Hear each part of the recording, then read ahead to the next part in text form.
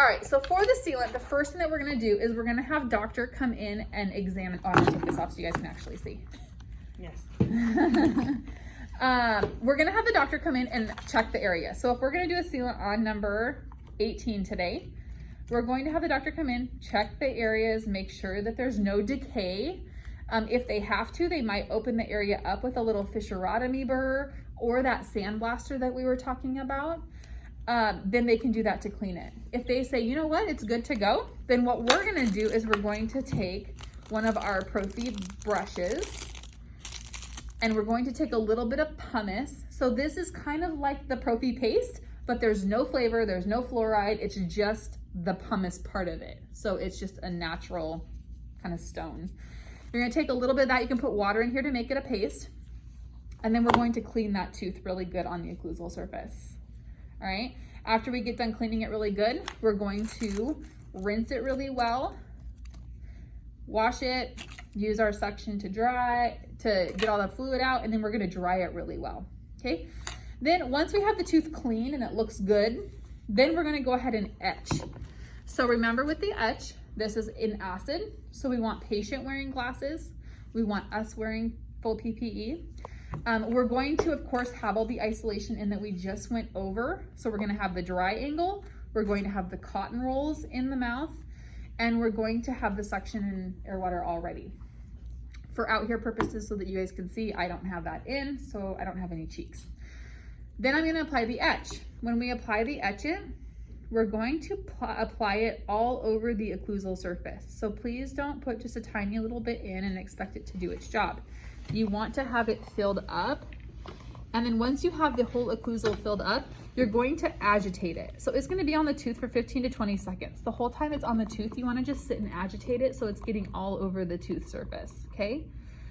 So we're gonna go around, around, around, around, around.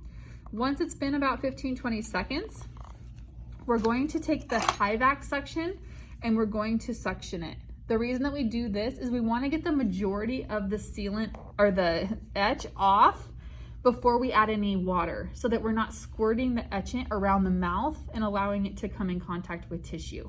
So we're going to suction that off. When you put the high vac on, it's going to take off most of the etch, okay? Then what we can do, I'm using this because of course we don't have any water out here. Bear with me. So then once the etch is mainly off with the high vac, then we're gonna take this air water syringe in, and first we're just going to use straight water, okay?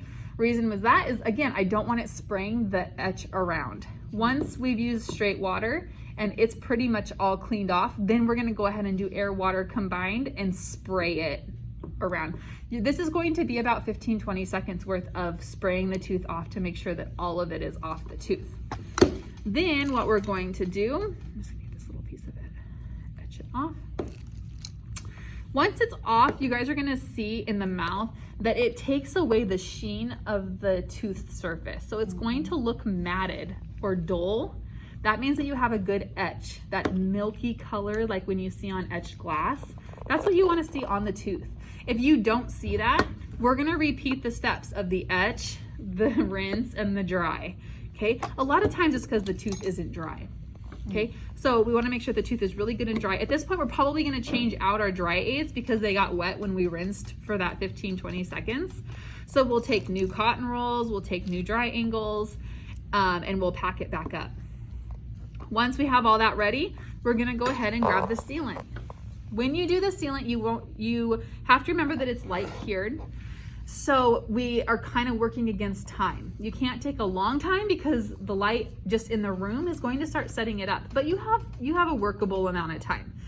The thing with sealant that we talked about in lecture is a little goes a long ways. So I don't want you to put this in the mouth and then squirt it. You're gonna get too much.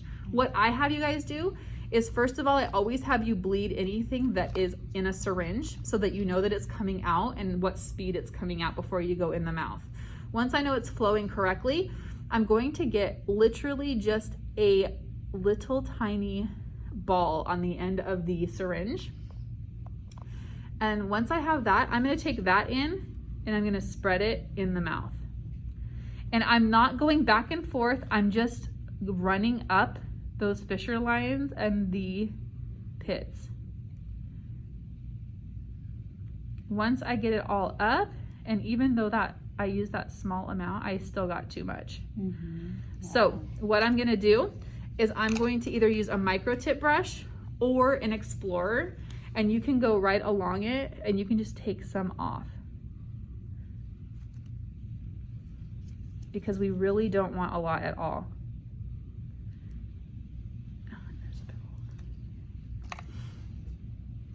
And then I can go back to my sealant and just run it up those lines again to make sure that it covers the entire surface.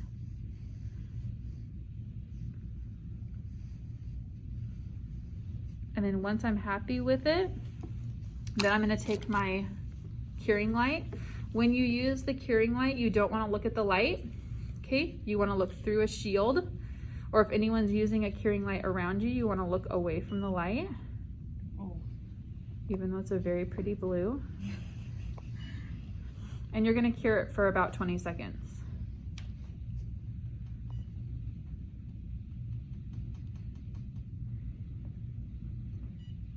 And you have to have the curing light directly going toward what you're curing or it won't cure it. What's the beep? It's just the timer. So is it like every 5 seconds? Okay.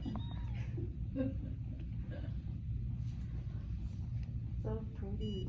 Okay, then it turns off and we have our sealant. Then what you're gonna do is you're gonna take your Explorer and you're going to run it over and make sure there's no voids or air bubbles.